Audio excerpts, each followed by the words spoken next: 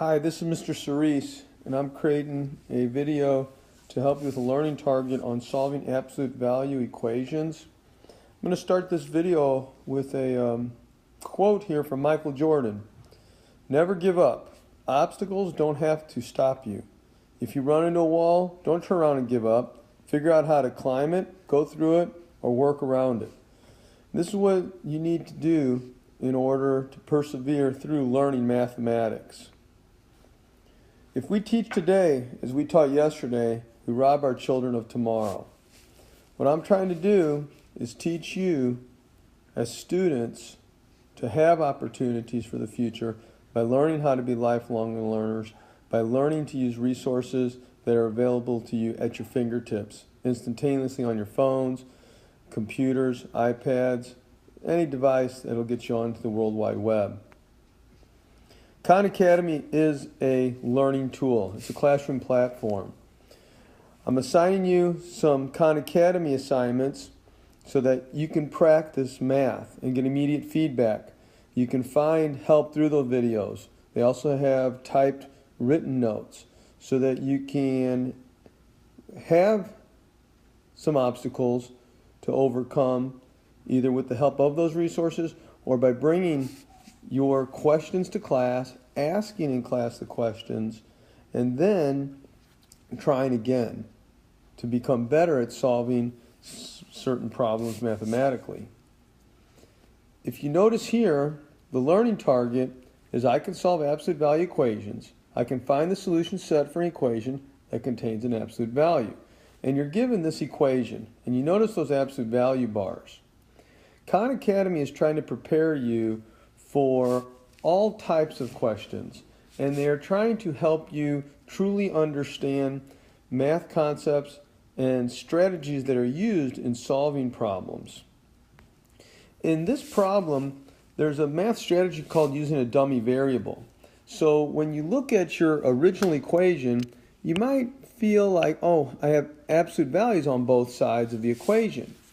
And this is not something you typically see in these types of problems for this learning target, unless you're taking some type of standardized test like the ACT or SAT or an end-of-course test, where they're truly trying to see if you have learned not just how to solve simple math problems, but complex math problems that do need math strategies that are used in a variety of math problems. For example, using the dummy variable. With the dummy variable, you're going to just pick a variable letter, let's say D, and set that equal to an expression. In this case, our expression is the absolute value of x plus 1. So if I take the expression absolute value of x plus 1 and I replace it with our D dummy variable, I now have a simple equation that I can solve for D. When I solve this for D, I find that D equals 1/3. This is the value for the dummy variable. But if you recall, what we did is we said that the dummy variable equals the absolute value of x plus 1. So I'm going to take the value of D that I found, which was 1/3, and I'm going to set that equal to the expression absolute value of x plus 1. Now I have an absolute value equation to solve using a method of understanding the concept of absolute value, which is that what's in the absolute value bars, the x plus 1, it could have a positive value or it could have a negative value. Solving these two equations, we have x can equal negative 2/3 or x can equal negative 4/3. So we'll go ahead and choose that as our answer, and that is correct. If we continue practicing this on Khan Academy, sometimes we may use the dummy variable, and the dummy variable turns out to be x equals 0, in which case we're going to solve two equations, one for the positive side and one with the negative side. In this case, we have one solution for this equation, and that is x equals 12. I'd like to do another example for you because Khan Academy has a nice library of problems that can give you different situations so that you're prepared for a solution to a problem that you might not experience just in your regular general worksheets.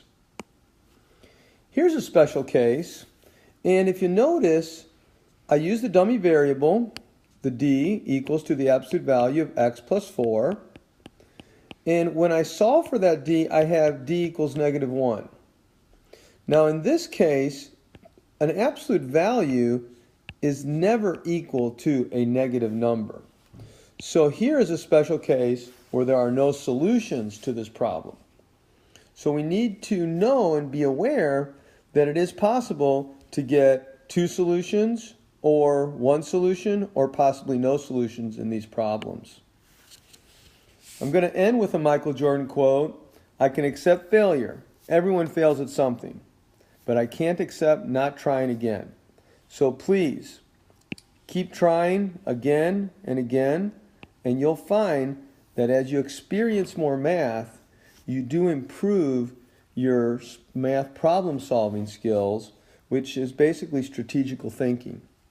Thank you. Please bring your questions to class. I look forward to your questions and creating an environment so that you can feel comfortable to ask questions, to work problems with other students, and of course to help each other learn.